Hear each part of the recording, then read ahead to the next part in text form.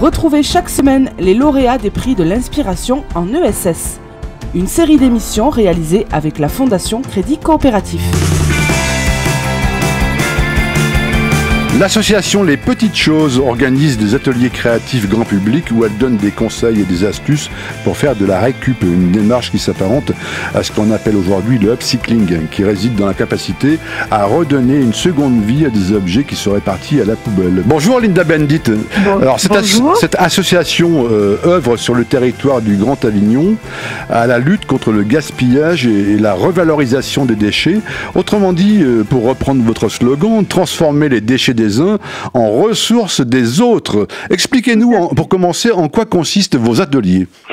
Alors, l'association, en fait, c'est une association qui est dédiée aux loisirs créatifs à partir de matières récupérées. Donc ça, c'est la particularité de l'association, c'est-à-dire qu'on collecte de la matière brute auprès des entreprises, des collectivités ou des particuliers pour la remettre à disposition à moindre coût. Ça veut dire qu'entre vos mains, les déchets deviennent des ressources, en fait. Des ressources, voilà, tout à fait.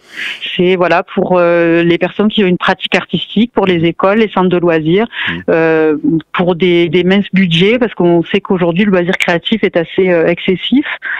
Et du coup, donc on a un espace boutique où on remet à disposition la matière.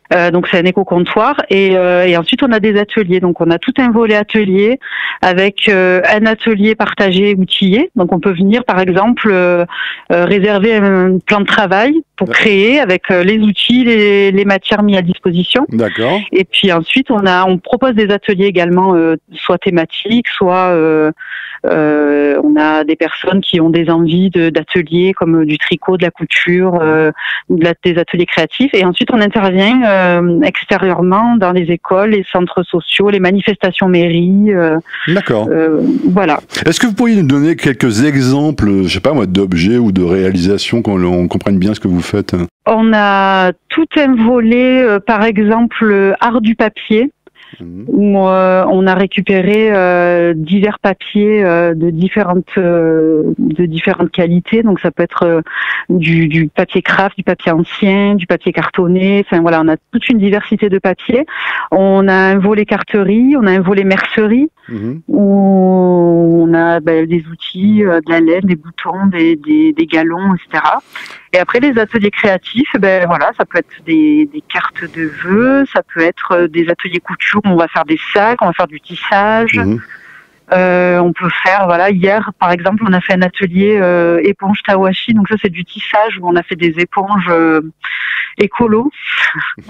C'est-à-dire, expliquez-nous ça. En fait, avec des chutes de tissu, avec des chaussettes, avec des collants, avec ce qu'on trouve à la maison, au lieu de les jeter, on va les tisser de façon à faire des éponges, on peut en faire des tapis, on peut en faire des dessous de plats. Enfin voilà, c'est un exemple de ce qu'on peut faire. Là, récemment, on a travaillé sur un grand jardin dans le cadre d'une manifestation où on ne travaille qu'à partir de déchets, du carton, des bouchons, du papier, voilà, toutes sortes des fils électriques. Enfin voilà, on a toutes sortes de matières qu'on a récupérées. On a réalisé un grand jardin de 5 mètres carrés. Moi, j'avais noté un projet qui consistait à monter une petite ferme en papier. Tout à fait. Alors, en fait, on a travaillé sur un projet avec un centre social.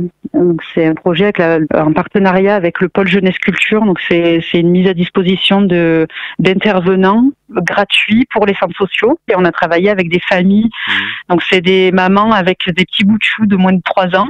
Et sur plusieurs séances, on a travaillé autour des formes, des couleurs, et à chaque fois, donc, on crée une partie de la ferme. C'est comme un livre, en fait, pop-up. C'est un livre, en fait, qui s'ouvre et qui se transforme en bien sûr, en volume. Oui, d'accord. En volume. Voilà. C'est quoi l'objectif du projet, au-delà du côté éveil créatif, sensibilisation à l'environnement? Est-ce qu'il y a aussi, j'allais dire, une mission un peu de lien social et de moments de réunion entre enfants et parents, de complicité? Oui, tout à fait. Au-delà de la sensibilisation, il y a tout un travail autour de travailler sur le lien parent-enfant dès le plus jeune âge. Parlons un peu d'économie. Est-ce que cette activité vous a permis de créer des emplois? Alors, on est une toute jeune association, donc on y travaille. en tout cas. Ouais.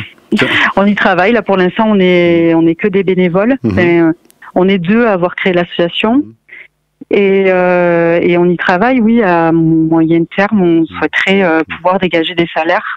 Peut-être que l'association qui a reçu le 3e prix régional des prix de l'inspiration en ESS va peut-être contribuer aussi à vous aider. Oui, tout à fait. J'imagine que oui. Ouais. Vos projets, c'est quoi pour l'avenir? Dernière question. Alors, nos projets pour l'avenir, notre problématique aujourd'hui, c'est un manque de local. Enfin, on a besoin d'un local assez grand pour pouvoir tout réunir, parce qu'on est on a 2 locaux qui sont dispatchés et on a besoin de stockage, on a besoin de se développer. Pour se développer, il nous faut ce lieu, il nous faut ce local. Écoutez, j'espère que votre message sera entendu. Merci Linda Bendit. Et je rappelle que l'association s'appelle Les Petites Choses et que vous êtes situé à quel endroit exactement? Alors on est situé à l'ancienne tripostale d'Avignon, qui se trouve à côté de la gare Centre, au 5 bis avenue du Blanchissage. D'accord, merci infiniment. C'était l'Inspiration en ESS, une série d'émissions avec la Fondation Crédit Coopératif.